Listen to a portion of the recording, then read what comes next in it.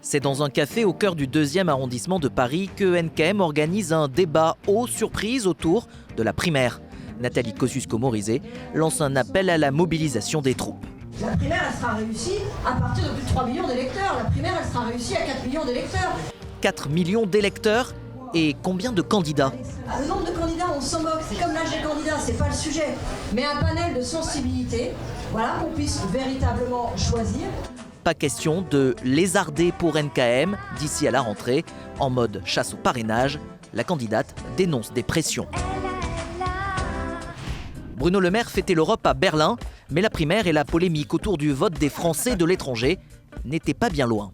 Donc moi je suis favorable au vote électronique, pas du tout par idéologie ou pour créer des querelles inutiles, mais tout simplement pour que le plus grand nombre de citoyens français qui habitent à l'étranger puissent s'approprier cette consultation démocratique et puissent participer à la primaire. Et pour Bruno Le Maire, ça y est, le compte est bon. 351 élus, dont 32 parrainages de parlementaires et plus de 3000 adhérents.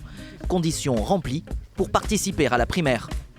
Dans l'album de la semaine, parrainage, encore et toujours. De son côté, Jean-François Copé annonce avoir obtenu les 20 signatures de parlementaires nécessaires. Alain Juppé en Vendée, la criée du petit matin et rencontre avec les marins-pêcheurs. Direction Londres et Nadine Morano, rendez-vous avec des Français installés au Royaume-Uni et visite d'une célèbre pâtisserie. Bon appétit. Pendant ce temps-là, chouquette en renfort, nouvelle séance de dédicace pour Nicolas Sarkozy. La France pour la vie, à Puteaux, dans les Hauts-de-Seine. Autrement dit, en terrain conquis pour le patron du parti Les Républicains. Bien sûr.